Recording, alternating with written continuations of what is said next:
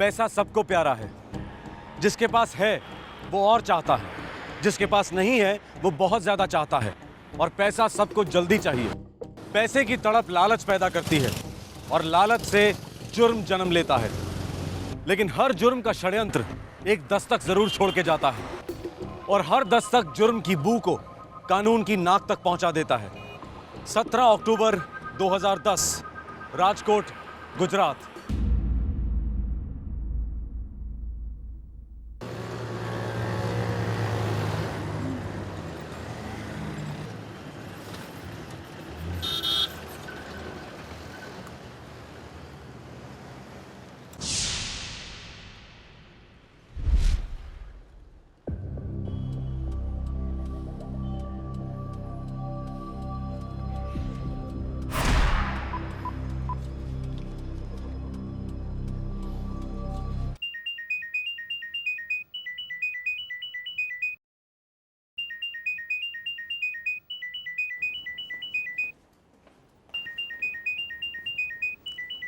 अरे संदीप नो છે। हेलो संदीप, क्या છે बेटा तू? बापूजी मैं प्रभु काका के घर जा रहा हूँ। अरे अचानक से? अचानक नहीं बापूजी, थोड़ा काम है। अरे लेकिन बोल के तो जाना चाहिए था। आम अचानक निकली गयो तू। सॉरी बापूजी, थोड़ी अर्जेंट बात थी ने એટલે वो जल्दी में निकल गया तो बताना ही भूल गया। अच्छा बापूजी, गीता से कहना कि मैं कल सुबह ही वापस लौटूंगा। बेटा गाड़ी में तुम अकेले हो या तुम्हारे साथ और कोई है? हाँ, एक आदमी है मेरे साथ में। उसकी बाइक खराब हो गई है ना, इसलिए उसे पेट्रोल पंप तक लिफ्ट दे रहा हूँ बापूजी। अच्छा अच्छा, ठीक है ठीक है। देखो, प्रभु काका के घर पहुंचने के बाद में तुरंत फोन करना। जी जी बापूजी, हूँ फोन करीश। जय श्री कृष्ण। जय श्री कृष्ण।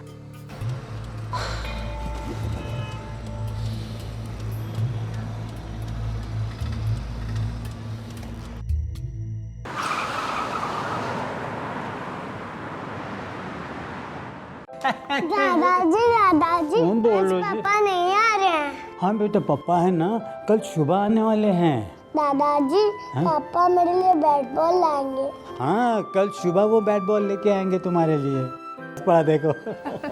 और गीता बेटा, संदीप आज रात को नहीं आने वाला है, वो प्रभु काका के यहाँ रुकने वाला है। बाबूजी, आप ज़रा उनको कुछ समझाइए ना, वो मुझे कुछ बताते ही नहीं है।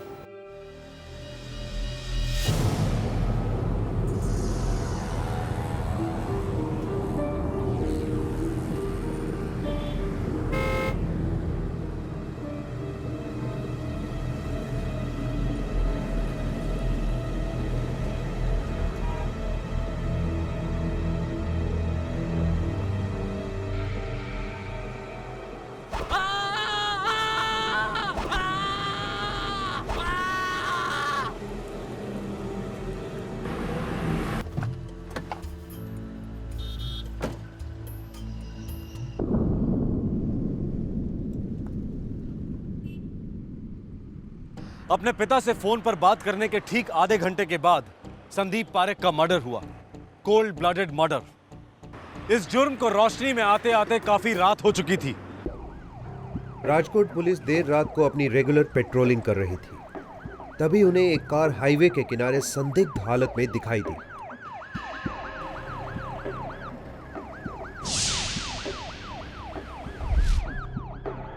छोड़ लो।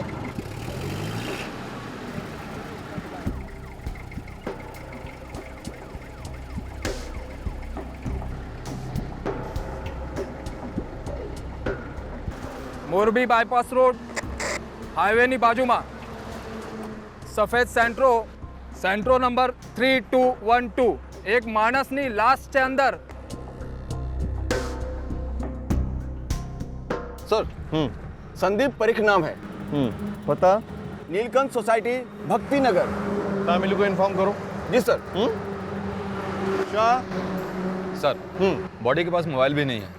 कार में झड़प के निशान है और खून का हथियार कार में ही है। सर ये रहा हथियार।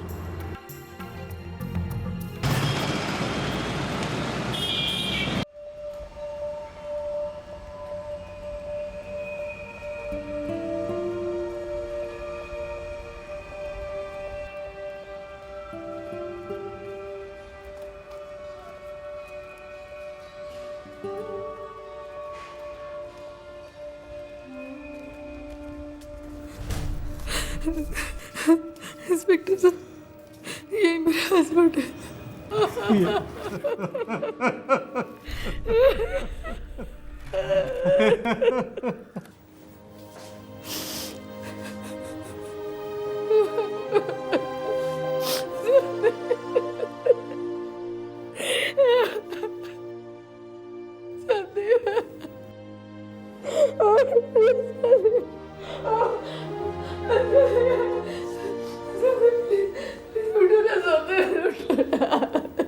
मोरबी बाईपास रोड पर हमें बॉडी मिली है। वो शाहपुर वेरावल जा रहा था। शाहपुर वेरावल? हम मेरे भाई प्रभु के यहाँ पे हाईवे से उसने फ़ोन भी किया। कितने बजे की बात होगी सर? ये शाम के 6-6:30 बजे की बात है। हाईवे पर कहाँ से फ़ोन किया था? गोंडल बाईपास रोड से।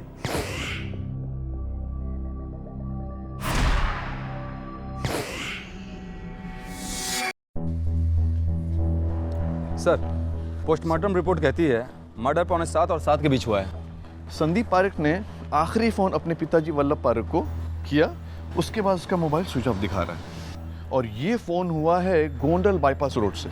लेकिन सर, बॉडी जहाँ से मिली वो गोंडल बाईपास से ज़्यादा दूर नहीं है, 10-15 मिनट की दूरी पे। टाइम मार्क्स चेक किए सर, क्लीन है, घात लगाकर कोई बैठा नहीं था। तो इसका मतलब ये हुआ कि खूनी गाड़ी में ही बैठा था। Right sir. और एक बात यह है कि ये गाड़ी कई बार कई जगह से ठुकी है।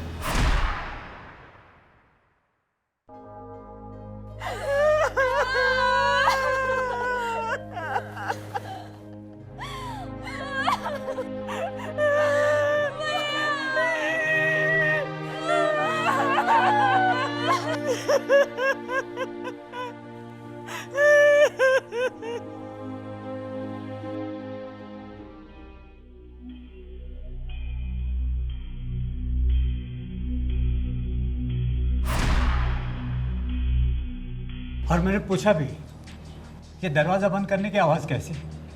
गाड़ी में दूसरा कोई है? तो फिर क्या कहा संदीप ने?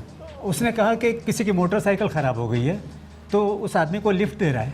कहाँ तक लिफ्ट देने वाला था वो? ये पेट्रोल पंप तक। इस गाड़ी का इससे पहले कभी एक्सीडेंट हुआ है? एक बार नहीं, 2 बार हुआ।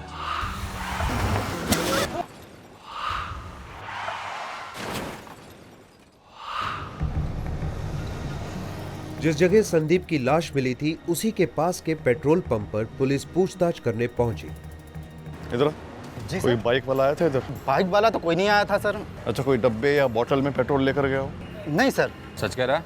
हाँ सर।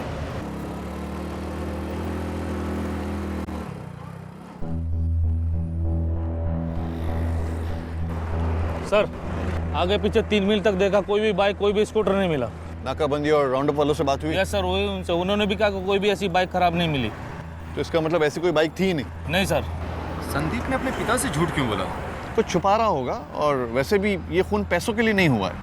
हाँ सर, वल्लभ पारेख ने भी कहा कि उस वक्त उसके पास कुछ खास पैसे नहीं थे। और खूनी गाड़ी लेकर भी नहीं भागा है। मतलब कोई पुरानी दुश्मनी होगी। शायद काम करो, संदीप और उसकी फैमिली का पूरा बैकग्राउंड चेक करो। Yes sir. चिट्ठा खोल डालो।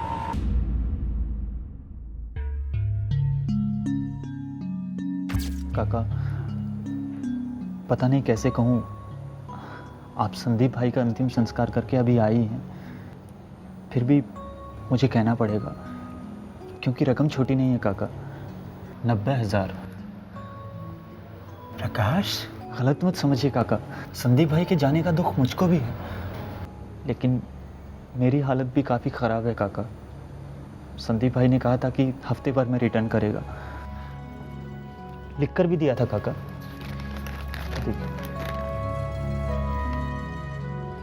बेटा प्रकाश। जी काका। संदीप आज होता तो तुम्हारे पैसे लौटा देता था ना वो? बिल्कुल लौटा था काका। बस, तो अपने दोस्त के ज़बान पे भरोसा रखो। 4 साल तुमने उसके साथ में काम किया है, मिल जाएंगे, तुम्हारे पैसे मिल जाएंगे। 2-4 दिन आगे पीछे हो सकते हैं। परसों तक हो जाए तो अच्छा है। ठीक है।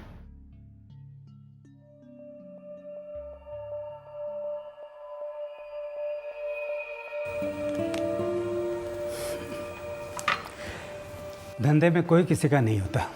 एक तो मैं अपना इकलौता बेटा खो चुका हूँ और उसी के दोस्त लेनदार बनकर मेरे सामने आ जाते हैं। बाबूजी, संदीप के कबर्ड से मुझे कुछ मिला। क्या बेटा? संदीप ने एक बड़ी इंश्योरेंस की पॉलिसी निकलवाई थी। हाँ? अगर हम उसे क्लेम करेंगे तो सबका कर्जा उतार सकेंगे। सर, संदीप की डीलरशिप थी। क्या बिजनेस था उसका? पान मसाला, टॉफ़ी वॉफ़ी। काफ़ी मंदा चल रहा था। पिछले 3 साल से 2-1 बार दिवालिया होने तक बात आई थी। अरे ये सारे पॉलिसीज मिलाकर 1.5 करोड़ के आसपास की रकम बनती है। और इसमें से कुछ पे डेट्स देखिए बाबूजी। कुछ सिर्फ 2-3 महीने पहले निकाली गई हैं। इसके बारे में उसने तुम्हें कभी बताया नहीं? नहीं बाबूजी। संदीप के पिता वल्लभ भाई गोंडल को बिलोंग करते हैं। 20 साल से फैमिली राजकोट में सेटल्ड है। क्या बिजनेस करते थे? प्रॉपर्टी। लेकिन पिछले 10 साल से हालत ख़राब है। शायद अब धंधा बहुत अच्छा है, बहुत बुरा चलता है तो दुश्मनियां बनती हैं, और ये दुश्मन अक्सर अपनों में ही होते हैं। बापूजी, मैं प्रभु काका के घर जा रहा हूँ। उस दिन शाम को संदीप का फ़ोन आया था, बोला था कि वो आ रहा है। रिश्तेदारी आपकी उनकी? मैं सगा काका हूँ उसका। इसके अलावा आपका उसका और एक रिश्ता है, पैसे का लेन देन चलता था। वो तो हमारी पूरी बिरादरी में चलता है। उस शाम संदीप आपके पास किस लिए आ रहा था? बोला बिजनेस के बारे में कुछ बात करनी है। मैंने कहा था बेटा। 2 साल हो गए हमारी शादी को हुए। मेरे संदीप भैया बहुत अच्छे आदमी थे सर। संदीप भैया ने तो कभी किसी का कुछ नहीं बिगाड़ा। पता नहीं क्या मिला उन्हें मारकर। भगवान का आदमी था मेरा भाई। जितना अच्छा भाई उतना अच्छा बेटा, उतना अच्छा बाप था। इतने अच्छे आदमी का कोई मर्डर क्यों करेगा? कोई पुरानी दुश्मनी? दुश्मनी का तो कोई चांस ही नहीं है सर। संदीप भाई तो हम बहनों के साथ भी कभी लड़ते नहीं थे, किसी के साथ ऊंची आवाज़ में बात तक नहीं करते थे। मैं उनके अंडर काम करता था सर, कई साल किया। काम क्यों छोड़ा? ऑफ़र अच्छा मिला साहब, तनख्वाह भी ज़्यादा थी। संदीप भाई खुद बोले मैं इतना ऑफ़र नहीं कर सकता, तू जा, सोच मत, दोस्ती वैसी ही रहेगी। मतलब दोस्ती गहरी थी? बिल्कुल सर।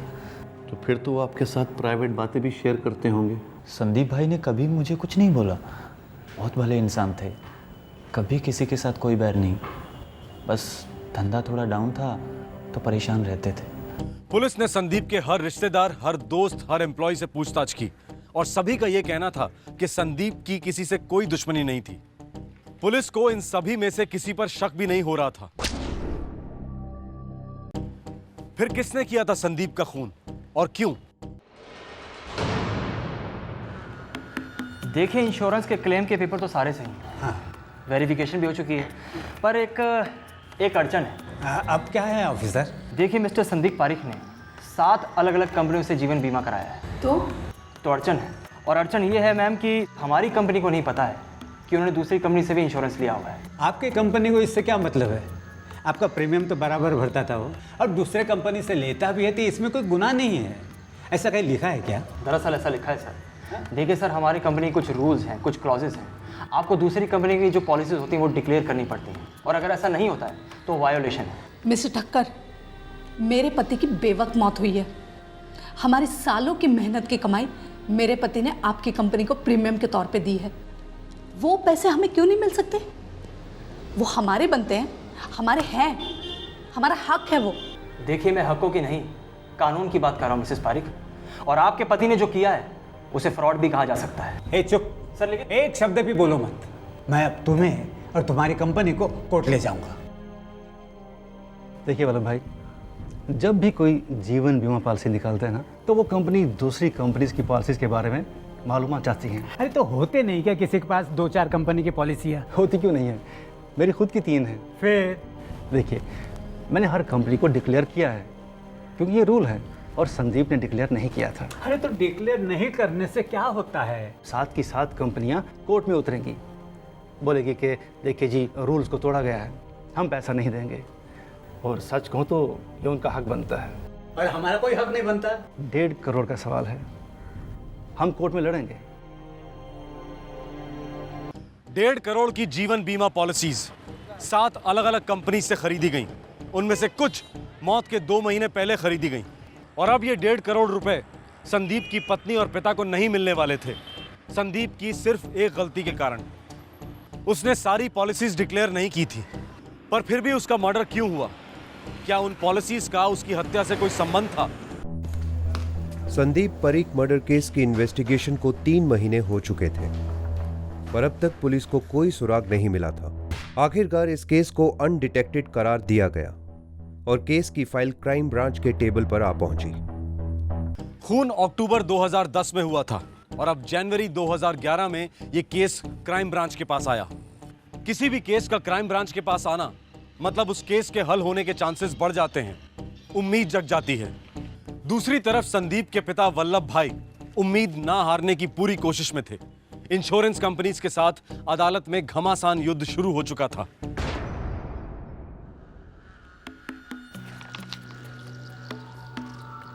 मर्डर तो हुआ है दिलीप, लेकिन कारण का अंदेशा नहीं मिल रहा है। सर, कोई खास कारण नहीं होगा, बस लूट का केस होगा जो मर्डर में बदल गया। लूटिंग तो हुई नहीं और मर्डर हो गया। सिर्फ एक मोबाइल फ़ोन गायब है, यहाँ तक कि कातिल अपना हथियार भी पीछे छोड़ गया है। ये लूटिंग का केस नहीं है दिलीप, मुझे तो एक बहुत बड़े षड्यंत्र की बू आ रही है। ये रिपोर्ट देखो दिलीप, ये आदमी का एक नहीं 2 बार एक्सीडेंट हुआ है, मौत से 1 हफ्ता पहले। सर, बड़ी अजीब बात है, एक ही हफ्ते में 2 एक्सीडेंट्स। अजीब बात तो है, ये आदमी अपनी मौत के साथ आंख मचोली खेल रहा था। कुछ तो है। तो वल्लभ भाई कोर्ट गए हैं? जी। इंश्योरेंस का केस है, राइट? जी हाँ। 1,50,00,000 का इंश्योरेंस, ठीक, जिसमें से 1,25,00,000 की पॉलिसी मर्डर के 2 महीने पहले ली गई थी। लेकिन हमें बाद में पता चला। कोई तो होगा जिसको इंश्योरेंस के बारे में पता होगा। मेरे कहने का मतलब ये है कि किसी का कोई फायदा हो उसमें? नहीं, और कोई नहीं है, हमें को सारे पैसे मिलेंगे। केस जीत जाएंगे आप? पूरा कॉन्फिडेंस है? बिल्कुल, हमारा हक बनता है वो। आपको मालूम है कि संदीप काफी लोग का कर्जदार था? हर एक का 1-1 रुपया चुका दूंगा, बस इंश्योरेंस का एक बार क्लेम मिल जाए। कौन कौन है ये लोग, जरा नाम लिख के देंगे? हाँ। लीजिए।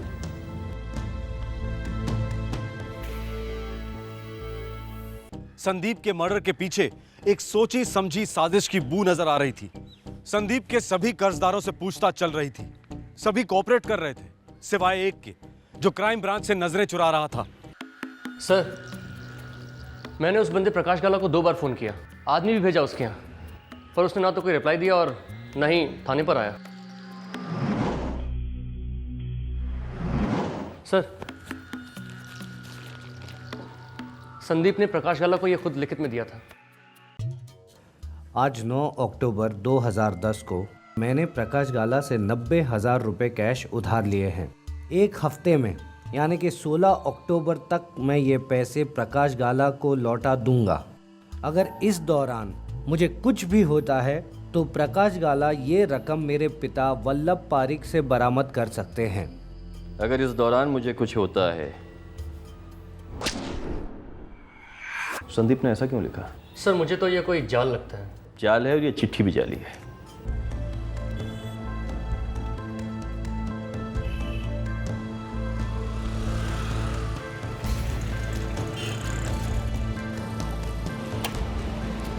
प्रकाश गाला जी, आप कौन? भाई, हम वही हैं जिनका तुम फ़ोन नहीं उठाते हो, जिनके न्योतों को ठुकरा देते हो। पुलिस वाले हैं हम। वो बस वैसे ही सर, थोड़ा सा बिजी था। कोई बात नहीं, अब हम अपने काम में बिजी हो जाएंगे। तो ये बताओ कि पुलिस स्टेशन खुद चलकर आओगे या नाक में रस्सी डालकर घसीट कर ले चलें? ये प्रॉमिसरी नोट यानी कि ये चिट्ठी संदीप ने आपको दी थी मिस्टर प्रकाश गाला? जी सर, साइन भी किया उसने सर। हाँ हाँ, साइन भी किया है उसने, और उसमें इसने अपनी डेथ सर्टिफिकेट पे भी साइन कर दिया है। ये चिट्ठी साफ अंदेशा देती है कि संदीप को अच्छी तरह से मालूम था कि उसकी मौत होने वाली है, और वो ये भी जानता था कि उसके पिताजी के पास पैसा नहीं है। फिर उसने किस कॉन्फिडेंस के साथ इसमें यह लिख दिया कि आपके 90,000 रुपये उसके पिताजी चुकाएंगे, वो भी 1 हफ्ते में। क्योंकि उसने अपनी मौत के कुछ दिन पहले 1,25,00,000 की पॉलिसी निकाली थी, और वो ये जानता था कि उसकी मौत के बाद सारा पैसा उसके पिताजी को मिलेगा। अब मैं ये सभी से जानना चाहता हूं कि किसकी ये मिली भगत है, किस किस को इस इंश्योरेंस के बारे में मालूम था, किसने मर्डर किया है संदीप का, ये तो अच्छा होगा कि अगर आप सच सच हमें जल्द से जल्द बता दें, वरना अगर मैं अपने हिसाब से सच उगलवाऊंगा तो किसी को भी अच्छा नहीं लगेगा। संदीप मेरा इकलौता बेटा था और आप मुझे पे शक कर रहे हैं। वल्लभ भाई, पैसा एक ऐसी चीज है जो बड़े बड़े रिश्तों को इस तरह निकल जाता है, इस तरह। शक तो मुझे सब पर है। दिलीप, इन दोनों के फोन रिकॉर्ड चेक करो। इन दोनों ने आपस में कब कब कहां और कितनी बार बातें की। Yes sir. फिलहाल तुम मिस्टर प्रकाश गाला को कस्टडी में ले लो।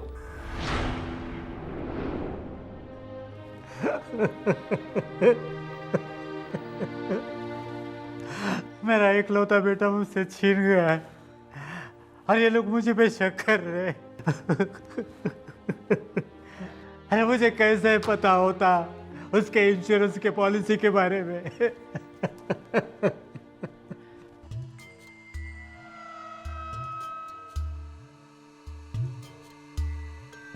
बहुत जल्दी मोबाइल कंपनी से सारे मोबाइल फोन रिकॉर्ड सामने आए और सामने आया संदीप के कत्ल का कारण, जो बिल्कुल शॉकिंग था, जिस पर विश्वास करना मुश्किल हो।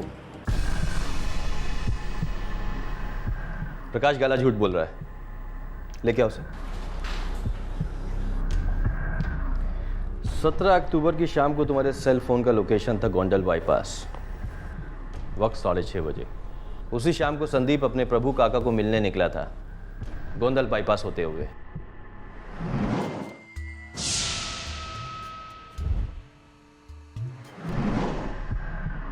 तुम्हारे सेल फोन का अगला लोकेशन था मोरबी बाईपास।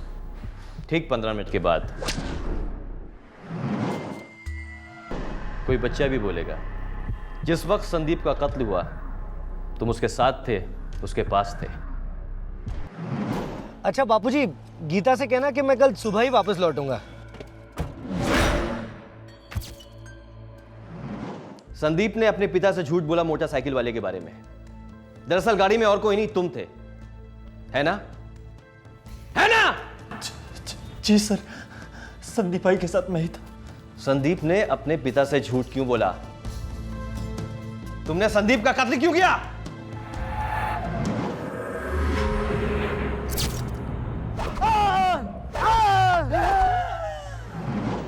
वो मेरा दोस्त था सर, मैं उसे मारना नहीं चाहता था। फिर भी तूने उसे मार डाला।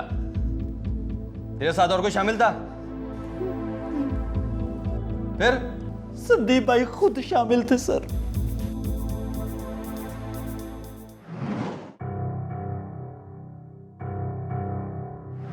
संदीप भाई खुद को मरवाना चाहते थे सर। वो अपनी फैमिली को सड़क पर नहीं देखना चाहते थे सर। अगर खुदकुशी करते तो इंश्योरेंस के पैसे नहीं मिलते उन्हें, इसीलिए एक्सीडेंट की कोशिश की उन्होंने। कई बार एक्सीडेंट के ट्राई किए और नाकामयाब रहे।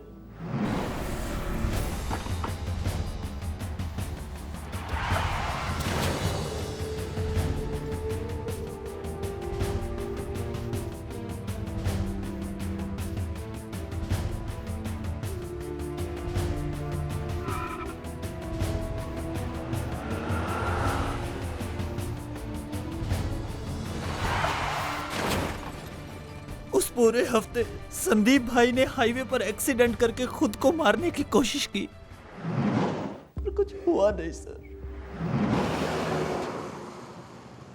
सब कुछ खत्म हो गया यार।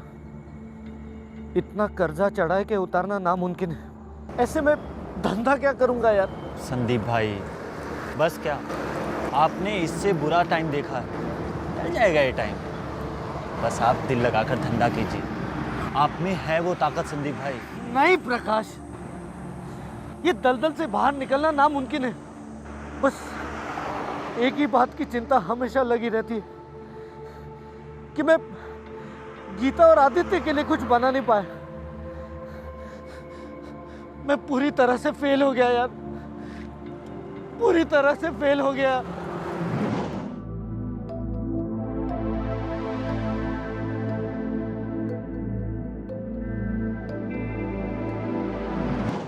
मैंने 1.25 करोड़ की नई इंश्योरेंस पॉलिसीज निकाली है, कुल मिलाकर कुछ 1.5 करोड़ मिलेगा।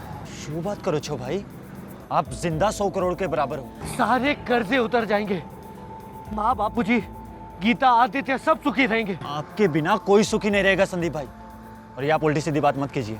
प्रकाश, तू मेरा दोस्त है ना? ये पूछने की बात है क्या भाई? तो बस पूछूंगा नहीं, मैं तुमसे बोलूंगा और तुम वो करोगे। क्या भाई? तुम मेरे परिवार को बचाओगे। अरे भाई, भाभी, आदित्य, बाबूजी, बा के लिए मैं कुछ भी करूंगा भाई। देख, मेरी मौत ही उनकी जिंदगी है। प्लीज मेरे दोस्त, मुझे मेरी मौत तक ले जा। बचा ले मेरे परिवार को प्रकाश, बचा ले मेरे परिवार को प्रकाश, बचा ले मेरे परिवार को यार, मेरे परिवार को बचा ले यार, मेरे परिवार को बचा ले। मैं जो भी हूं सिर्फ उनके कारण हूं। बहुत मदद की मेरी, जिंदगी बनाई थी उन्होंने मेरी, और वो मेरे सामने रो रो कर मदद मांग रहे थे सर। एक रस्सी, एक बैग, मुंह में ठूसने का कपड़ा और एक चाकू। संदीप भाई ने अपनी मौत की एकदम डिटेल में प्लानिंग की थी सर। 14 अक्टूबर का डेट तय हुआ था। फिर 17 अक्टूबर क्यों शिफ्ट हुआ? 14 अक्टूबर को उनके मासा का एक्सीडेंट हो गया और वो उनकी मदद करने के लिए गए थे सर। और फिर 17 अक्टूबर को तुमने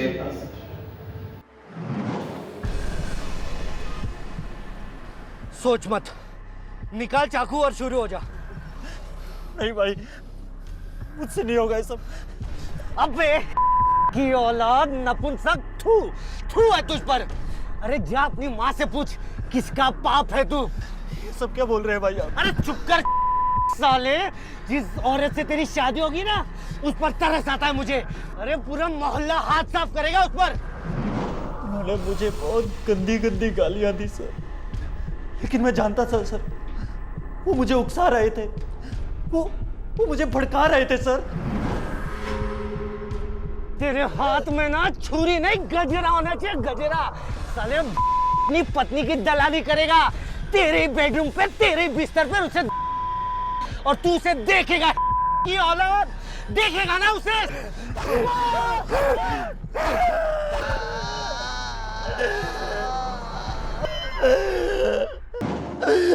संदीप भाई ने बोला था कि सेल फोन तोड़ देना, कभी किसी को मिलना नहीं चाहिए।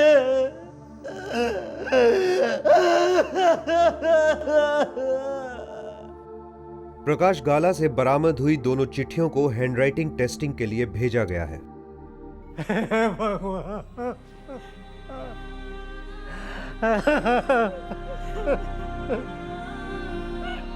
संदीप के माता, पिता और बीवी सोच भी नहीं सकते थे कि उनकी खुशियों के लिए, छोटे से आदित्य के भविष्य के लिए संदीप ने इतना भयंकर षड्यंत्र रचा, पर यह षड्यंत्र नाकाम रहा। अदालत ने इंश्योरेंस कंपनियों के पक्ष में फैसला सुनाया। संदीप परीख के परिवार को इंश्योरेंस का एक पैसा तक नहीं मिला। संदीप पर षड्यंत्र का प्रति आरोप लगाया गया।